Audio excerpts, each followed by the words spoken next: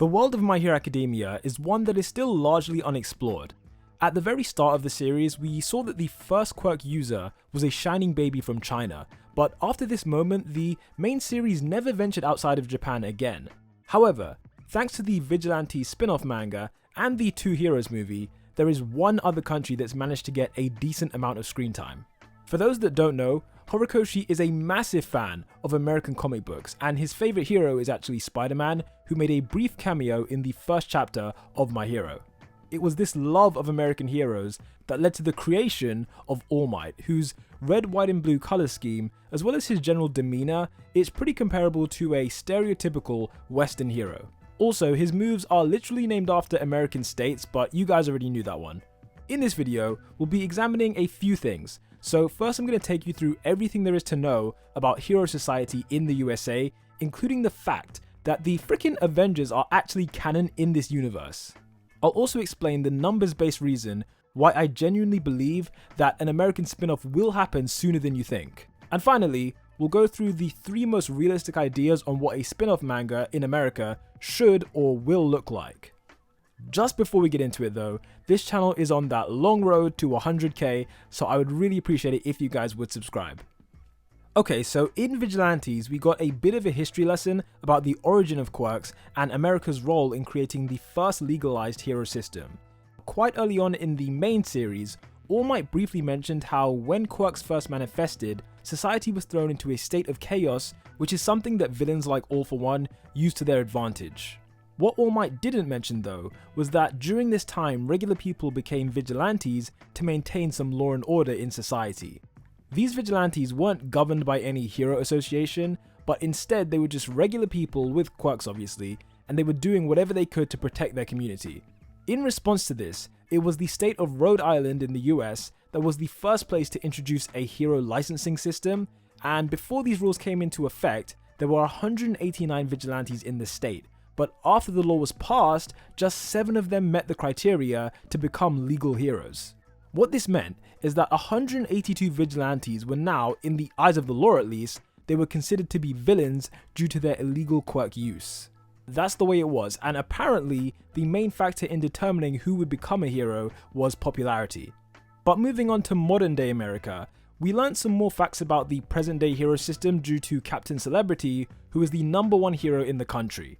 This is a character introduced in Vigilantes, and he had a lot of lawsuits against him and was stripped of his hero license. It was because of this that he moved to Japan, and something that caught my eye is that when the whole situation was resolved and he was able to go back to the US, his manager said that his license would be reinstated in specific states. So her wording implied that heroes don't get one license that allows them to operate in all 50 states, but rather it's kind of like you have to apply for a license on a state-by-state basis.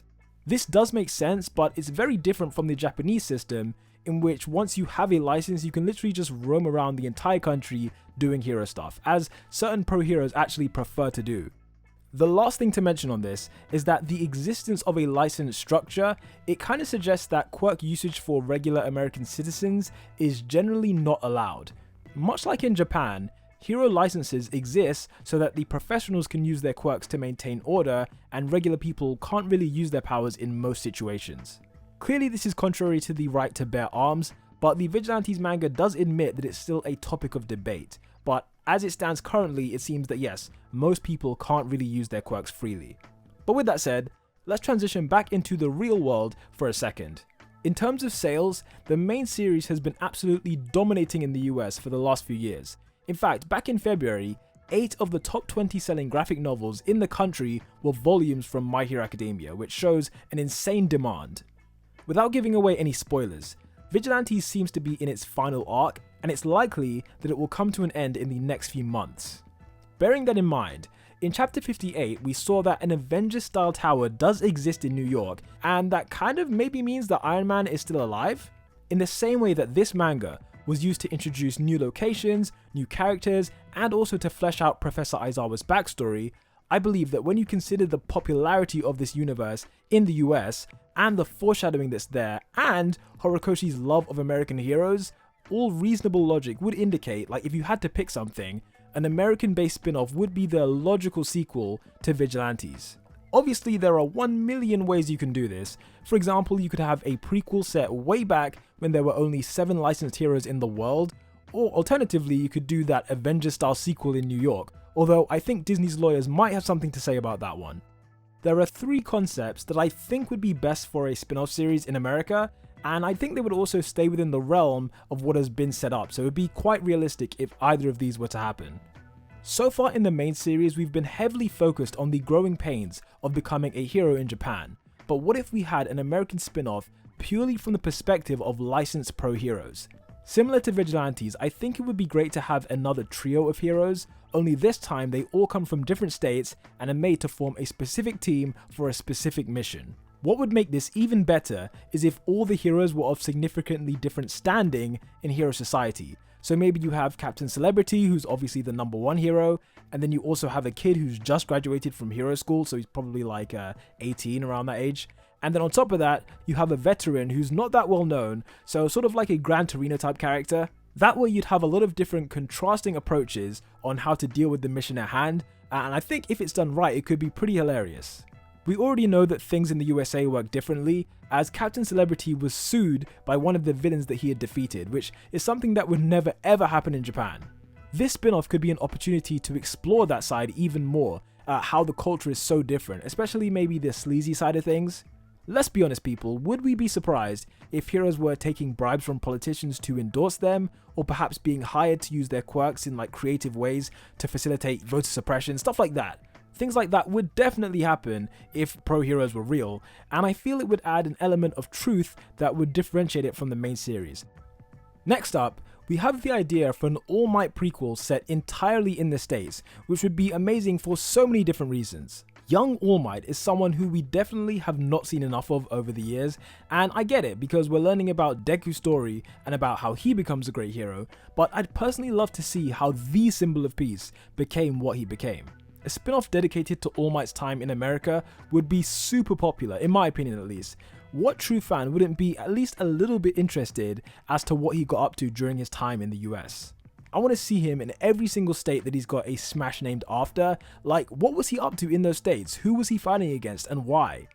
Earlier I mentioned how Vigilantes was able to flesh out Aizawa's backstory, but what I didn't say was that it did so in a way that has direct repercussions for the main anime and manga. In a similar way, this All Might prequel could have plot twists and reveals that directly tie into the present day, especially regarding the connection between One for All and All for One.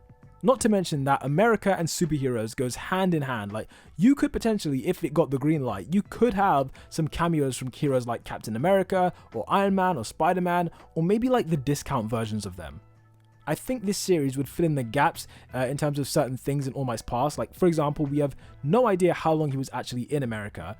And it would also serve, potentially, it could show us what was happening over in Japan at that time, with Gran Torino being by himself. You know, those are so many interesting things that we could find out about.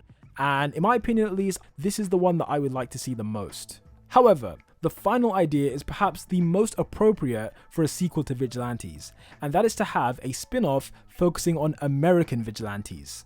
What if there was a character who, in the same way that Knuckle Duster was obviously inspired by Batman, what if there was a character who was clearly in the same way inspired by Spider-Man?